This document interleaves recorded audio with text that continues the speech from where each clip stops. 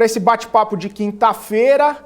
Quinta-feira que começou com as bolsas internacionais no vermelho. Guga, cautela, temor, medo e o que mais nessas bolsas internacionais? Que mais temos aí? Muito bom dia, Guga. Bem-vindo mais uma vez aqui no Morning News. Bom dia, Felipe. Bom dia, pessoal. Obrigado. Bom, vamos lá. O mercado está com aversão a risco, né? A gente já vem acompanhando que os investidores estão estimulados a não estar posicionados no mercado. Isso eu tento deixar bem claro. Eu acho que eu tenho um pouco... Às vezes eu não consigo me expressar tão bem, porque talvez eu esqueça de falar nos detalhes do que eu tô enxergando ou fica alguma explicação em aberto. Mas o que acontece, Felipe? A gente já... Não estou dizendo que o mundo vai fazer o que o Brasil fez ano passado, né? Mas quando a gente olha para o início do ano passado, 2021, e a gente olha para as expectativas que se tinha em relação a juros no Brasil, tá? Não estou nem falando de inflação, estou falando de juros, né? Já que pensa o investidor, ele está olhando onde ele tem um maior retorno com um menor risco. Tá? Então, se nós olhássemos para o início do ano passado, se falava que no final do ano a gente estaria com juros, né, em 5%. Na metade do ano a gente já tinha passado os 5%. E logo a gente começa a perceber o desestímulo que as pessoas começam a ter em relação à Bolsa. Primeiro porque quando começam a enxergar, né, os juros subindo muito forte, mesmo aquela pessoa aquele investidor que queira comprar, ele fala, opa, vou esperar um pouquinho mais, porque tá estranho, né? Tu perde o estímulo. No momento que tu começa a ver a Bolsa parando de subir, tu fala o seguinte, opa, posso esperar um pouco mais, né? Não dá aquele rally de alta, né? Não vou ficar fora da festa se eu não me posicionar agora. Então, quando a gente viu isso no ano passado, né, e os juros subindo aquele patamar que estava previsto, a gente viu que uma bolsa começando a corrigir com muito mais força, né? O investidor, pessoa física saindo das suas posições, ele que começou a se tornar um participante do mercado brasileiro muito ativo, muito importante entender isso, né? O nosso investidor, pessoa física, ele foi muito ativo, principalmente ali no período ali do crash que a gente teve no início de 2020. Né? Uhum. Ele foi o player que trouxe o mercado para cima, ele performou, né, muito mais do que propriamente os fundos de investimento, quando a gente olhava lá quem era o comprador naquele momento do mercado. Tá? Então, a pessoa física era muito presente. Então, quando aconteceu isso, a gente entrou num processo de correção. Agora, o que eu estou enxergando lá fora, nos Estados Unidos, tá, e agora se intensificando na Europa, é exatamente esse movimento. Né? Poxa, a inflação veio, vai ficar, não entendemos muito bem de inflação, começa a criar uma banda, né, de juro, ou seja, as coisas elas perdem a previsibilidade, a tangibilidade, e fica muito mais abstrato, muito mais, né, tudo pode, ajusta a narrativa para a esquerda ou para a direita, ou para cima ou para baixo. Isso, o mercado, no patamar de preço que se está, não tem por que ficar tomando risco. Porque preço importa pra caramba. Né? Preço importa pra caramba. Vai ver a performance do cara que fala que preço não importa, para ver se está indo bem ou está indo mal. Né? Preço importa pra caramba. Então, né, as pessoas elas perdem o estímulo de curto prazo. Não estou dizendo que bolsa não possa estar barata ou que daqui 2, 3 anos não vai estar no patamar mais elevado que está. Só que a gente tem um desestímulo agora para o mercado performar positivamente. Tá? Não quer dizer que não possa subir. Eu agora há pouco estava ao vivo no YouTube, Felipe, no meu canal, tá? Estava mostrando para as pessoas uma análise em relação a 2008. Ali antes do evento do subprime mesmo, o bolsa já estava, né, se a gente for pegar topo e fundo, caiu 60%, né? Mas no meio do caminho tivemos vários momentos onde a bolsa subia 10%, 15%, 18%. Antes do evento do subprime, a bolsa subiu 18% em questão de uma semana. Então, esses movimentos rápidos, eles acontecem mesmo em períodos de correções mais intensas. Então, tu tem janelas de oportunidade pontuais. Eu vivi isso, né? De certa forma, eu já tinha uma certa consciência de mercado, já estava no mercado já há 6 anos, né? Ainda numa fome por conhecimento, porque vivi de 2002 a 2008, um bull market, né? Talvez um bull market mais intenso do que essa turma que entrou agora de 2016 viveu. Né, um bull market mais intenso, mais longo, né? Tivemos algumas correções, tivemos correções fortes, foram 8 correções fortes, né, em torno de 20%. Então, vivia esse período, né, que a bolsa caía e tu voltava, comprava e o mercado subia, até que as coisas invertem. E esse ponto de juro é extremamente importante. Tá? Então, a gente está num momento que é recém no início, né? O problema também é que a gente quer antecipar, né? Quer puxar para o presente eventos que vão acontecer lá no futuro. Tá? Então, tem muita coisa que tem que ainda se desenrolar ao longo do tempo. Né? E, para mim, um dos pontos mais importantes é, de fato, né, parar de subir juros, né? Aqui e lá fora. Como aqui a gente está próximo a parar de subir juros, pode ser que a gente consiga se segurar melhor, performar quando tiver os movimentos de alta com um pouco mais de intensidade, beleza. Mas lá fora, vou repetir o que eu venho falando aqui ao longo de todo o ano de 2022, né? Mesmo que a gente tenha acompanhado aquela alta do início do ano até o evento da invasão da Ucrânia pela Rússia. Eu não consigo enxergar um investidor estrangeiro estimulado a tomar risco, a tomar posição. Ele pode se tomar uma posição, como ele tomou no Brasil, de uma maneira de proteção. Para mim, a movimentação que se teve no Brasil no início do ano foi um movimento de proteção. Por quê? Olhando para a inflação, aonde ele pode se posicionar para se beneficiar deste eventual movimento. Foi muito mais uma questão de hedge do que de tomar posição e ficar na posição. Até porque existe todo um movimento no mundo querendo, né, também que esse problema de inflação seja, né, resolvido. Ontem até postei no meu Instagram, né, que uma matéria onde estavam ali falando sobre a Europa comprando petróleo da Rússia, pagando já com dinheiro chinês, né, e comprando cruzando essa operação toda pela Índia. Então, né, no final, está todo mundo fazendo um movimento de proteção. Está todo mundo tentando se proteger, está todo mundo tentando se salvar. Então, toda essa bagunça que se gerou ali na invasão da Rússia à Ucrânia, né, com as sanções, com todas essas desordens, a conta vai chegar. A conta já está. E não me parece que está caminhando para uma solução. Né? Ainda continua muito da vitimização. Enquanto um lado fica se vitimizando, todo mundo achando que o outro é culpado, cara, ninguém está trabalhando para solucionar o problema, parece, pelo menos na narrativa. E a Bolsa, ela é extremamente sensível a narrativas.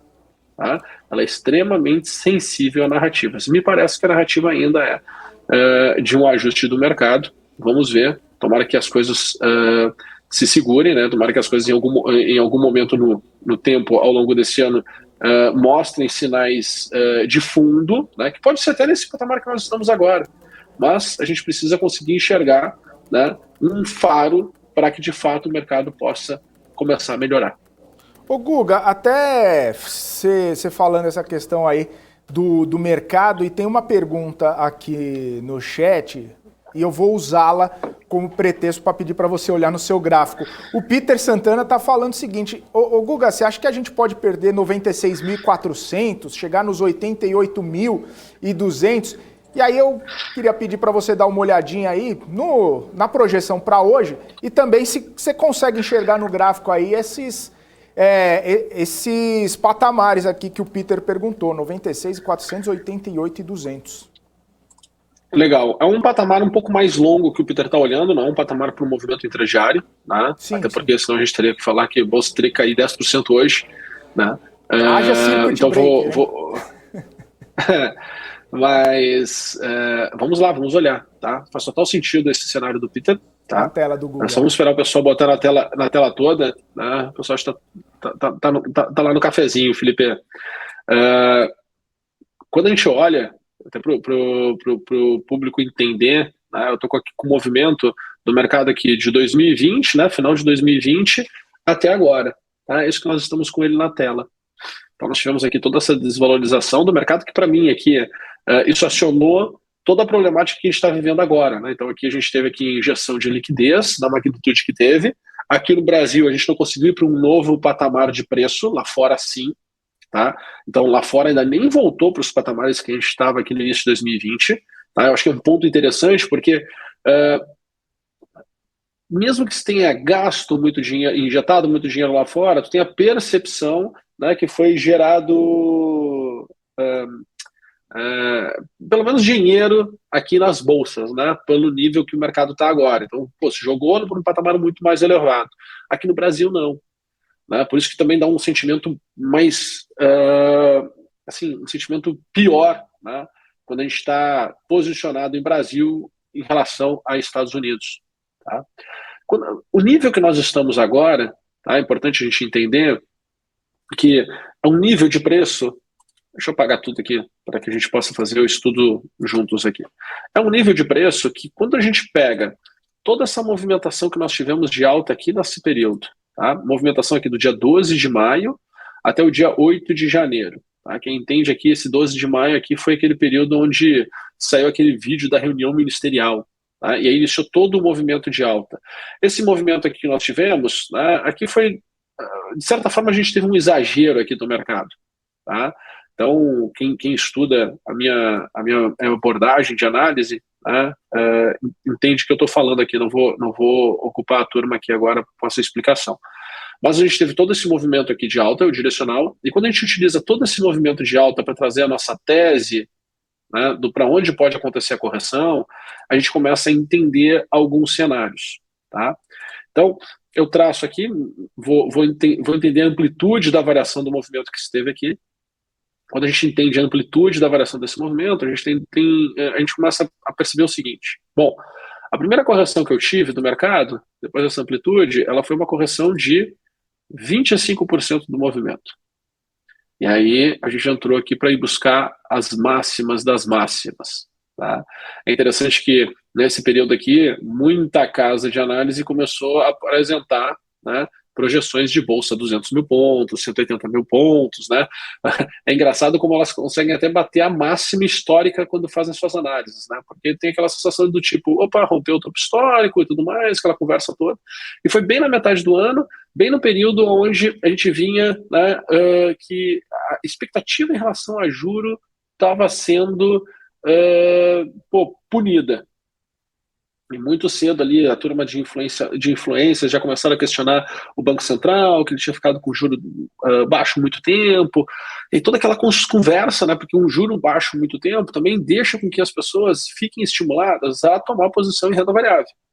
Quando começa a chegar a 6%, 7%, 8%, aquele fluxo que foi responsável por essas compras, ele deixou de existir. Tanto que o investidor estrangeiro não estava aqui no Brasil. E aí a gente vinha para uma possibilidade de queda até a região dos 50%, que é exatamente onde nós estamos.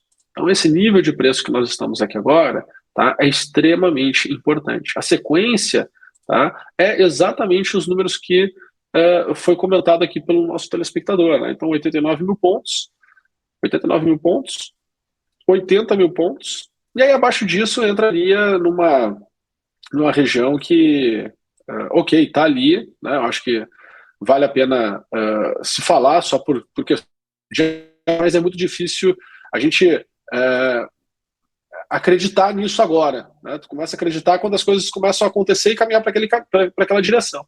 Mas o cenário que eu tenho, né, um cenário de deterioração de mercado, ele trabalha para cá. Tá? Então está muito forte na minha cabeça a região dos 80 mil pontos, tá, Felipe? Está muito forte aqui a região dos 80 mil pontos na minha cabeça. Eu acho que a gente continua se deteriorando aqui na famosa morte lenta, né? A gente vai morrendo aos pouquinhos sem perceber, até que vai surgir algum evento que vai dar o estopim e o mercado vai fazer, né, um movimento de queda mais acentuada, que a turma joga a toalha. Quando se faz análise de ciclo, se fala de capitulação do mercado. Eu acho que a gente não está muito longe ainda da capitulação. Até porque quando tu abre as redes sociais, tu escuta muito sobre o mercado estar barato, né? Sobre você vai se arrepender lá na frente de não ter comprado esse nível de preço. Né? Eu vi agora uma das últimas que eu ouvi foi um cara falou, pô, você vai se arrepender, você vai ter vergonha de olhar para a cara do seu filho e falar que você não comprou Bitcoin aos preços barato como está. Aí eu fico pensando assim, puxa, isso de certa forma gera um certo sensacionalismo e uma ineficiência do mercado. Eu durante muito tempo ficava bravo com isso. Hoje eu falo assim, puxa, é assim que é o mercado, né? Vamos aceitar pessoas que estão dispostas a conversar e traçar uns planos legal, pessoas que não estão dispostas a traçar um plano, pô, paciência, né? Faz parte do processo. Agora, existe um cenário positivo, tá? Não existe só cenários negativos, tá? Se a gente for olhar para o momento de agora, tá, também no mercado, e se as coisas conseguirem melhorar dos níveis de preço que estão agora, existe uma diferença, né? Por exemplo, se tu for olhar para 2016, estava tudo no limbo, estava todos os problemas muito claros, só que tu estava com eventos para poder trabalhar por uma melhora. A gente ainda não está com os eventos sendo direcionados para o trabalho de uma melhora. Tá? Ainda mais que a gente tem aqui eleições políticas esse ano. Pensa comigo. Quando vocês olham para o atual governo, tá? Você tem uma sensação que ele mantém o mesmo discurso que ele tinha no início, o discurso de crescimento, avançando, ou tudo começa a ter dúvidas sobre, né?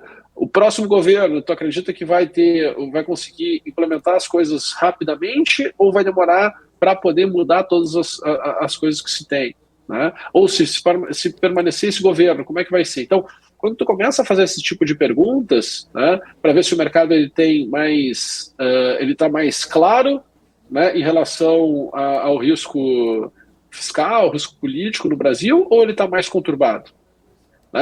É uma coisa simples de se fazer essa pergunta, né? E vai anotando, vai medindo e vai vendo a resposta do mercado como um todo. Tá? Mas num cenário positivo, né, claro que tem projeções para cima e tem que ter isso marcado no gráfico para que, havendo alguma mudança de comportamento com esse contexto que nós estamos aqui agora, sem ir para 89, né, nesse contexto que nós estamos aqui agora, havendo uma melhora de comportamento aqui, pô, tem como projetar para patamares mais acima, mas precisa, né, que evidências positivas comecem a aparecer ao longo do tempo. E aí a pergunta que eu faço é a seguinte: tem como aparecer alguma evidência positiva? No bom senso, né, tem como aparecer alguma evidência positiva nesse nível de preço, nesse momento? Sim, não. Porque num patamar de preço mais baixo, mesmo que tu não tenha evidências positivas, tu aceita, porque aí tu tem uma margem de segurança de fato muito boa. Né? Eu não consigo acreditar que a gente, neste patamar, está com uma margem de segurança muito boa. Mesmo que o pessoal fale, mas as empresas estão baratas.